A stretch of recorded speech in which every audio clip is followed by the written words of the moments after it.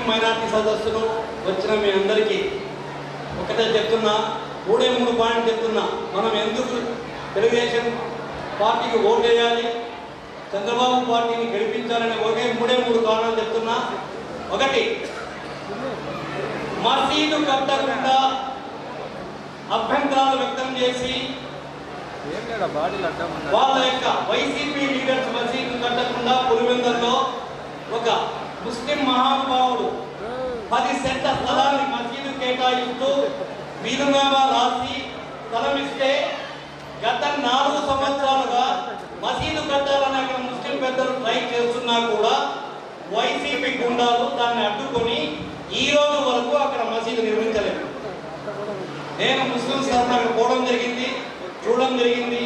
కాకపోతే ప్రస్తుత పరిస్థితుల్లో ఏది గెలుపుకున్నా ఏమీ చేయకుండా కేసులు పెట్టి ముస్లింస్ని మిగతా వాళ్ళని సతాయిస్తున్న ఈ ప్రభుత్వంలో ఇంకా మన డబ్బుతో మన స్థలంలో మన మసీదు కట్టుకుంటే దానికి కూడా రౌడీకి పంపేద్దని చెప్తున్నా ఈ వైసీపీ ప్రభుత్వానికి ఇంకా మనం ఓటేయాలా లేదు. ముస్లింస్ అనేవాడు ఒక అల్లా ముందు తప్ప మిగతా ఎవరి ముందు తల వంచడు, ఎలాంటి పరిస్థితుల్లో తల వంచడు. అందుకే నేను చెప్తున్నా, మనం తల ఎత్తుకొని గౌరవంగా మన దాంట్లో మనం బతకాలంటే చంద్రబాబు నాయుడు ప్రభుత్వం వస్తే తప్ప మనం ముస్లింస్కి అభివృద్ధి అనేది కనపడదు. ఇది ఒకటి. 2వ పాయింట్, నంద్యాలలో మన ముస్లిం సోదరుడు తన కష్టపడి ఏదో కూలీ చేసుకొని ఏదో వ్యాపారం చేసుకొని బతుకుతా ఉంటే పోలీసుల్ని ఉరికల్పి అతను టీడీపీ సపోర్ట్ అని చెప్పేసి తప్పుడు కేసులో పట్టి అతనికి అవమానం చేసిన దానికి అతను అతని భార్య 2 పిల్లలతో రైలు కింద పడి ఆత్మహత్య చేసుకున్నాడు. ఇంతవరకు ఎవరైతే ఆత్మహత్య చేసుకున్నారో, ఎవరైతే సతాయించారో వాళ్ళ మీద ఎలాంటి కేసులు లేవు, ఎలాంటి చర్యలు లేవు. మరి ఇటువంటి రౌడీజం చేసిన వైసీపీ ప్రభుత్వానికి ఇంకా మనం ఓటేయాలా? దయచేసి వద్దు, దయచేసి వద్దు.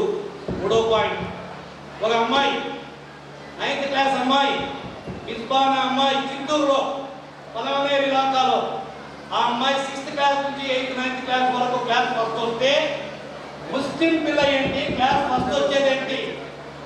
మేము రావాలా, వైసీపీ నాయకుని కూతురు రావాలా, నువ్వేనని చెప్పి ఆ అమ్మాయి తల్లిదండ్రులు బాధ పెడితే ఆ అమ్మాయి లాస్ట్ సూసైడ్ చేసుకుంది. ఇలాంటి పరిస్థితుల్లో ఇలాంటి దౌర్జన్యం చేసే వైసీపీ ప్రభుత్వానికి ఇంకా మనం ఓటేయాలా? దయచేసి వద్దు వద్దు అని చెప్పి లేడీస్ నుంచి రావాలా. అమ్మ ఒక చిన్న కూతురు చనిపోతే ఇంకా మీరు ఓటేస్తారా? దయచేసి వద్దు. మీరే కాదు, మీ ఇంటి పక్కన వాళ్ళకు కూడా చెప్పి ఓటేయించండి. ఇక 3వ పాయింట్, దీంట్లో అనంతపురంలో ఇంతవరకు ఏదైనా ఒక చిన్న అభివృద్ధి కానీ పెద్ద అభివృద్ధి కానీ జరిగింది అంటే అది ఓన్లీ తెలుగుదేశం ప్రభుత్వంలోనే జరిగింది. నేను 1982 నుంచి ఇదే పార్టీలో ఒకవేళ ఉద్యోగంగా ఉన్నా కూడా అప్పటికీ సానుభూతి పడునే, ఎప్పటికీ సానుభూతి పడునే. ఈడున్న ముస్లిం సోదరులు చాలా మంది తెలుసు నా గురించి.